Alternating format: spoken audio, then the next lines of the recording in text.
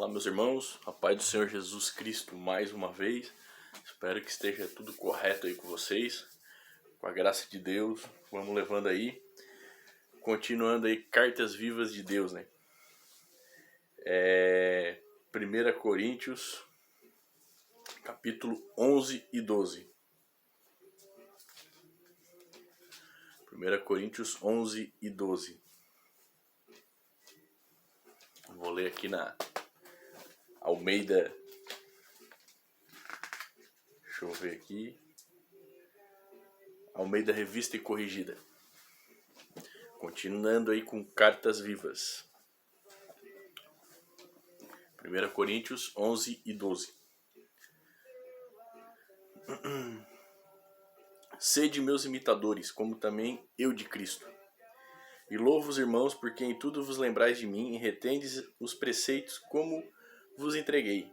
Mas quero que saibas que Cristo é a cabeça de todo varão, e o varão a cabeça da mulher, e Deus a cabeça de Cristo. Todo homem que ora ou profetiza tendo a cabeça coberta, desonra a sua própria cabeça. Mas toda mulher que ora ou profetiza com a cabeça descoberta, desonra a sua própria cabeça, porque é como se estivesse rapada. Portanto, se a mulher não se cobre com véu, tosquia-se também. Mas se para a mulher é coisa indecente tosquear-se ou raspar-se, que põe o véu. O varão, pois, não deve cobrir a cabeça, porque é a imagem e glória de Deus. Mas a mulher é a glória do varão, porque o varão não provém da mulher, mas a mulher do varão. Porque também o varão não foi criado por causa da mulher, mas a mulher por causa do varão. Portanto, a mulher deve ter sobre a cabeça sinal de poderio, por causa dos anjos. Todavia, nem o varão é sem a mulher, nem a mulher é sem o varão, sem o homem, né, no Senhor. Porque como a mulher vem do homem, assim também o homem vem da mulher, e tudo vem de Deus, né? Julgai entre vocês mesmos, é decente que a mulher ore a Deus descoberta? Ou não vos ensina a mesma natureza que é desonra para o homem ter cabelo crescido? Mas ter a mulher cabelo crescido lhe é honroso, porque o cabelo lhe foi dado em lugar de véu. Mas se alguém quiser ser contencioso, nós não temos tal costume nem as igrejas de Deus. Aqui, parar um pouquinho no versículo 16. Aqui Paulo está falando, porque naquela época lá, né, aqui aos Coríntios, as mulheres tinham o costume de... as mulheres casadas, mulheres solteiras, quer dizer, elas não usavam véu, né, cara, na cultura grega, né? Então elas mostravam o rosto, entende? Então isso aqui é um conceito da época, né? Até por isso que eu acho que ele está falando por causa dos anjos, né? Tal, o homem não, cabeça descoberta, tal, porque é uma autoridade. Se for assim ainda hoje, se fosse assim ainda hoje, no requisito orar, eu creio que é mais uma situação para a época, né? Para a época, para o contexto, porque questão de consciência também, né? Que é a consciência que elas tinham naquela época, né? Então, eu não vou usar porque não sei o que, eu sou casada, mas geralmente as mulheres que não eram casadas, elas mostravam, né? Então, é o que dizem alguns historiadores, alguns teólogos, né? No contexto, a parte que me faz calar é que ele fala realmente essa passagem dos anjos e da autoridade espiritual, né? Não é que o homem é mais que a mulher, nem é que a mulher mais que o homem, é o que ele está falando. Mas é uma autoridade espiritual, assim como o pai com o filho, entende? Somos todos irmãos, mas é como, vou dizer, é como uma tarefa, não é um cargo, né? É uma tarefa espiritual, entende? Como a mulher está numa tarefa espiritual de ser adjuntora do marido, ela, entende? Mas ela é imagem e semelhança de Deus, assim como nós, porque ela vem do homem, o homem de Deus, e os dois vêm de Deus, ao mesmo tempo a gente nasce da mulher. Prosseguindo, versículo 17. Nisto, porém, que vou dizer-vos, não vos louvo, porquanto vos ajuntais não para melhor, senão para pior. Porque antes de tudo ouço que quando vos ajuntais como igreja, há entre vocês dissensões, e em parte o creio. E até importa que haja entre vós heresias, para que os que são sinceros se manifestem entre vós. De sorte que quando vos ajuntais num lugar, não é para comer a ceia do Senhor. Porque comendo cada um toma antecipadamente a sua própria ceia, e assim um tem fome e o outro embriaga-se. Não tendes porventura casa para comer e para beber, ou desprezais a igreja de Deus e envergonhais os que nada têm? Que vos direi? Vou louvar vocês? Nisso não vos louvo. Porque eu recebi do Senhor que também ensinei, que o Senhor Jesus, na noite que foi traído, tomou o pão, e tendo dado graças, o partiu e disse: Tomai e comei, isto é o meu corpo, que é partido por vós, fazei isto em memória de mim. Semelhantemente também, depois de cear, tomou o cálice, dizendo: Este cálice é o novo testamento no meu sangue, fazei isso todas as vezes que beberdes em memória de mim. Porque todas as vezes que comerdes este pão e beberdes esse cálice, anunciais a morte do Senhor até que venha. Portanto, qualquer que comer este pão, beber o cálice do Senhor indignamente, será culpado do corpo e do sangue do Senhor. Examine-se, pois, o homem a si mesmo, e assim coma deste pão e beba deste cálice. Porque o que come e bebe dignamente, come e bebe para sua própria condenação, não discernindo o corpo do Senhor. Por causa disso há entre vós muitos fracos e doentes, e muitos que dormem. Porque se nós nos julgássemos a nós mesmos, não seríamos julgados. Mas quando somos julgados, somos repreendidos pelo Senhor para não sermos condenados com o mundo. Portanto, meus irmãos, quando vos ajuntais para comer, esperai uns pelos outros. Mas se algum tiver fome, come em casa, para que vos não junteis para a condenação. Quantas demais coisas ordená-lo-eis quando for ter convosco. Fim do capítulo 11. Então, aqui Paulo continua exortando, né? Esse capítulo aqui ele continua exortando. E ele está falando que os irmãos naquela época, quando se reuniam, né, a ceia do Senhor lá, pelo que dá de entender pelos escritos, era como uma festa, né? Uma festa de Páscoa, que nem se comemorava a Páscoa antes, os cristãos faziam essa nova Páscoa, né? E todo mundo, cada um trazia um pouco de alimento, quem tinha mais trazia, e dividia com quem não tinha o que levar, né? Vamos dizer. Só que muitos deles estavam esquecendo que ali eles estavam reunidos para pensar em Cristo, para lembrar como é que foi a jornada até ali. Então estava sendo com Cristo e com os irmãos, né? E muitos estavam vendo aquilo ali como aquela churrascada do final de semana, sabe? Eu trouxe carne, eu trouxe... vamos comer, foi eu que trouxe, peguei. Entende? Aí uns comiam demais, outros comiam de menos, uns se embriagavam. Estavam esquecendo que aquilo era uma celebração para o Senhor. Era uma confraternização, um amor para se encontrar, para ver como é que tá, fortalecer. Por isso que, né, examine o homem a si mesmo, né? Tá fazendo homenagem ao Senhor, como é que tu tá? Entende? É algo que era para celebrar, para lembrar daquele que nos tirou do Egito espiritual, né? Da nossa Páscoa, vamos dizer assim. Capítulo 12. Acerca dos dons espirituais, não quero, irmãos, que sejais ignorantes. Vós bem sabeis que eres gentios levados aos ídolos mudos, conforme eres guiados. Portanto, vos quero fazer compreender que ninguém que fala pelo Espírito de Deus diz: Jesus é anátema. E ninguém pode dizer que Jesus é o Senhor, senão pelo Espírito. Ora, há diversidade de dons, mas o Espírito é o mesmo. E há diversidade de ministérios, mas o Senhor é o mesmo. E há diversidade de ministério... E há diversidade de operações, mas é o mesmo Deus que opera tudo em todos. Mas a manifestação do Espírito é dada a cada um para o que for útil. Porque um pelo Espírito é dada a palavra de sabedoria, e a outro pelo mesmo Espírito a palavra da ciência. E a outro pelo mesmo Espírito a fé, e a outro pelo mesmo Espírito os dons de curar. E a outra operação de maravilhas, e a outra profecia, e a outro dom de discernir os espíritos, e a outra variedade de línguas, e a outro a interpretação das línguas. Mas um só e o mesmo Espírito opera todas essas coisas, repartindo particularmente a cada um como quer. Porque assim como o corpo é um e tem muitos membros, e todos os membros, sendo muitos, são um só corpo, assim é Cristo também. Pois todos nós fomos batizados em um Espírito, formando um corpo, quer judeus, quer gregos, quer servos, quer livres, e todos temos bebido de um Espírito. Porque também o corpo não é um só membro, mas muitos. Se o pé disser, porque eu não sou mão, não sou do corpo, não será por isso do corpo? E se a orelha disser, porque eu não sou olho, não sou do corpo, mas será por isso do corpo? Não será por isso do corpo? Se todo o corpo fosse olho, onde estaria o ouvido? Se todo fosse o ouvido, onde estaria o olfato? Mas agora Deus colocou os membros no corpo, cada um deles como quis. E se todos fossem um só membro, onde estaria o corpo? Agora, pois, há muitos membros, mas um corpo, e o olho não pode dizer à mão: não tenho necessidade de ti, nem ainda a cabeça aos pés, não tenho necessidade de vós. Antes os membros do corpo, que parecem ser os mais fracos, são necessários. E os que reputamos serem menos honrosos no corpo, a esses honramos muito mais. E aos que em nós são menos decorosos, damos muito mais honra. Porque os que em nós são mais honestos não têm necessidade disso, mas Deus assim formou o corpo, dando muito mais honra ao que tinha falta dela. Para que não haja divisão no corpo, mas antes tenham os membros igual cuidado uns dos outros, de maneira que se o membro padece, todos os membros padecem com ele. Se o membro é honrado, todos os membros se regozijam com ele. Ora, vós sois o corpo de Cristo, e seus membros em particular.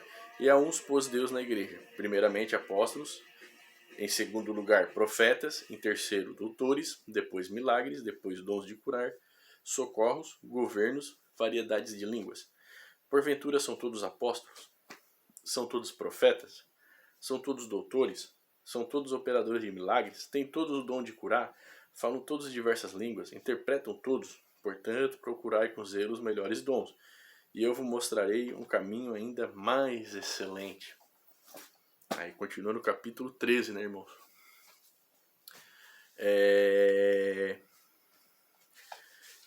Que eu acho que até nós vamos dar continuidade aqui. Então, vai ser 1 Coríntios, capítulo 11, 12, 13 e 14. Então, vamos lá. Ainda que eu falasse, capítulo 13, ainda que eu falasse a língua dos homens e dos anjos, e não tivesse amor, seria como o metal que soa, como o sino que tine. E ainda que tivesse o dom de profecia e conhecesse todos os mistérios e toda a ciência, ainda que eu tivesse toda a fé de maneira tal que transportasse os montes, e não tivesse amor, nada seria. E ainda que distribuísse toda a minha fortuna para os sustentos dos pobres, e ainda que entregasse o meu corpo para ser queimado e não tivesse amor, nada disso me aproveitaria. O amor é sofredor, é benigno, o amor não é invejoso, o amor não trata com leviandade, não se ensoberbece, não se porta com indecência, não busca os seus interesses, não se irrita, não suspeita mal, não folga com a injustiça, mas folga com a verdade. Tudo sofre, tudo crê, tudo espera, tudo suporta. O amor nunca falha, mas havendo profecias, serão aniquiladas, havendo línguas, cessarão, havendo ciência, desaparecerá, porque em parte conhecemos e em parte profetizamos. Mas quando vier o que é perfeito, então o que o é, em parte será aniquilado. Quando eu era menino, falava como menino, sentia como menino, discorria como menino, mas logo que cheguei a ser homem, acabei com as coisas de menino. Porque agora vemos por espelho em enigma, mas então veremos face a face.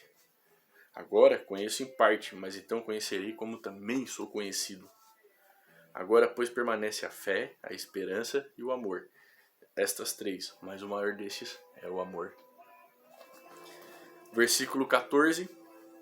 Segue o amor e procurai com zelo os dons espirituais, mas principalmente o de profetizar. Porque o que fala língua estranha não fala aos homens, senão a Deus, porque ninguém o entende, e em espírito fala de mistério. Bom, irmãos, vamos deixar até o capítulo 13 hoje. Aí depois a gente faz o 14 e o 15. Deixa eu ver.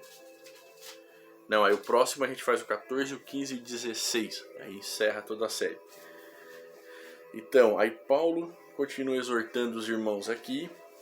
Então hoje ficou 1 Coríntios capítulo 1, 1 Coríntios 11, 12 e 13. Aí o próximo é 1 Coríntios 14, 15 e 16. Eu quis estender hoje aqui porque o capítulo 12, versículo 31, ele emenda com o 13, versículo 1. Né? Ele estava dando continuação, ia ficar uma coisa faltando. E o que Paulo está falando? O pessoal também estava preocupado. Eu falo em línguas, e estava se achando, né, irmãos? Estava se achando. Como Jesus disse, vai chegar naquele tempo que vai dizer: eu expulsei demônios, e como se fosse mérito deles. O meu é de cura, né, irmão? Eu tenho Espírito Santo. Assim como a gente vê hoje gente falando que se tu não fala em língua, tu não tem Espírito Santo. Não sei de onde é que tiraram isso. Mas Pedro nos diz da onde, né? Na carta dele ali. E Paulo fala que tudo isso não é nada, é temporário. E a obra é dele, porque nós somos como o sino. O que é um sino? Que retine, é um instrumento musical.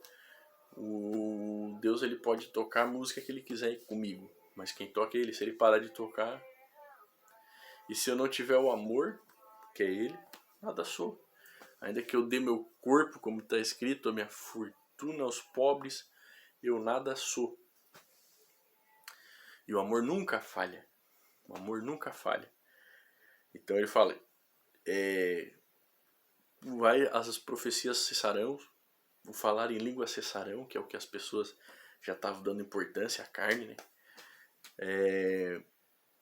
Serão aniquiladas, porque hoje, irmãos, Paulo continua aqui dizendo que nós conhecemos em parte, que nem uma criança. O que a criança sabe do mundo adulto, né? Porque nós também não sabemos tudo. Mas o que a criança sabe do mundo adulto?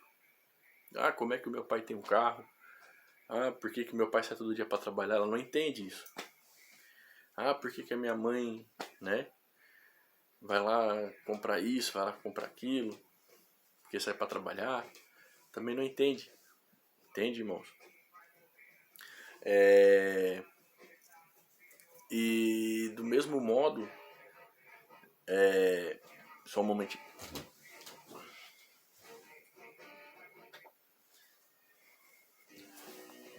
Vou mudar o som.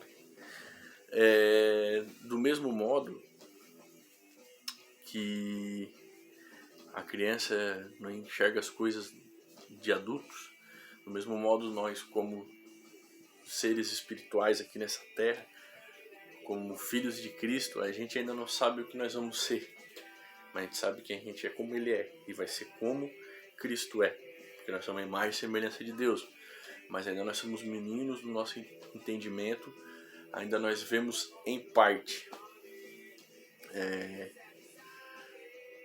Em parte conhecemos, mas então vai chegar um momento que nós vamos conhecer face a face, e como nós somos conhecidos, né? E é interessante porque pra gente ver como nessa época eles já estavam, a igreja de Coríntios estava passando pelas mesmas coisas que nós hoje passamos, né? Tinha as heresias, né?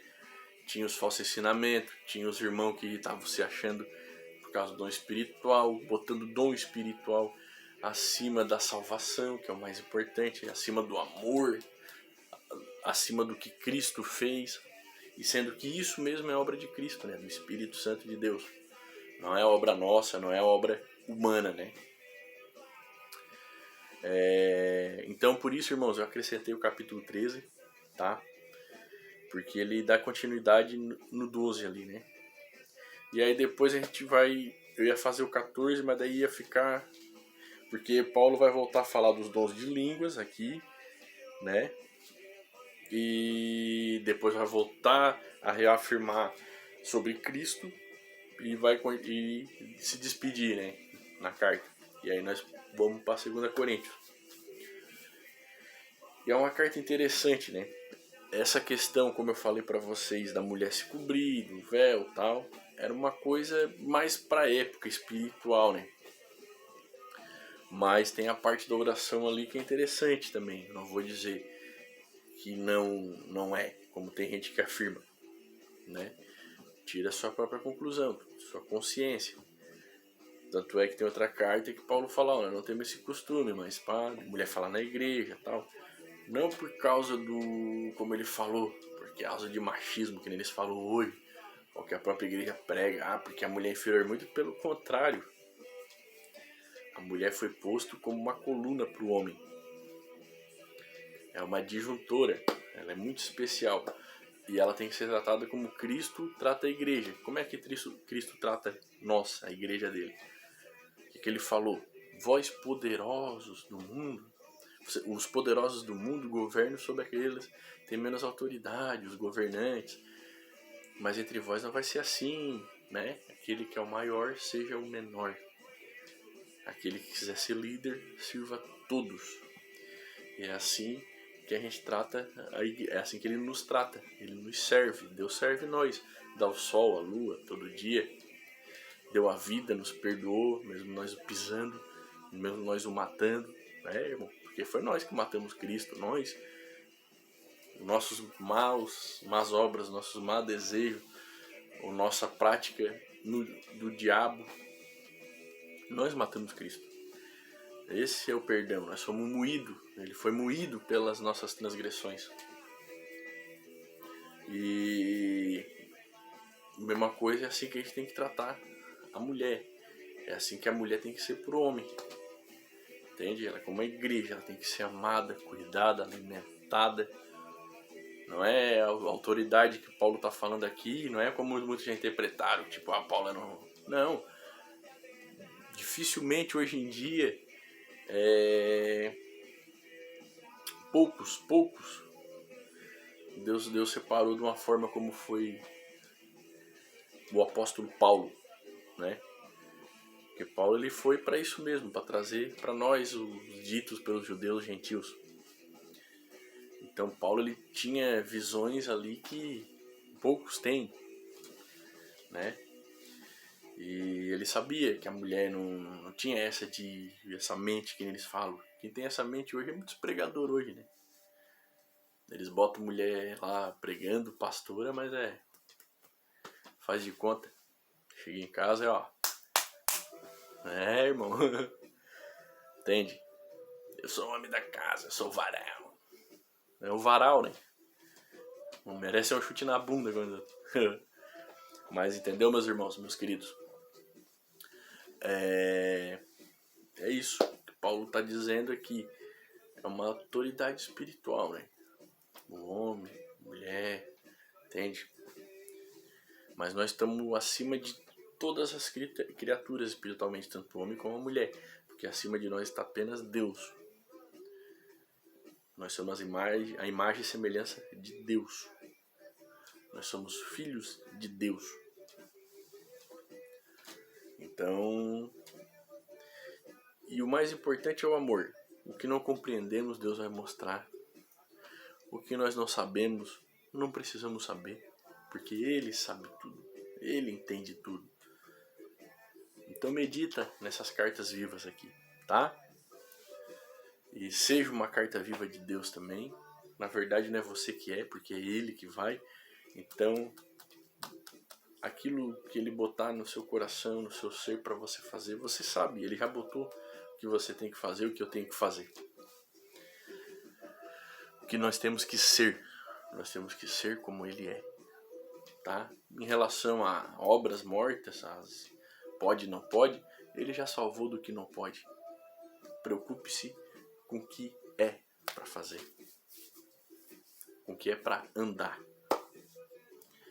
Entende? Não porque é uma obrigação também não. Se você dorme ou está acordado, ele te quer do mesmo jeito. Mas é um amor que constrange e não deixa você ficar parado. Você vai querer fazer por amor. E se você ainda não entendeu isso, Ele mesmo explicará. Deus os abençoe no nome de Jesus. Amém.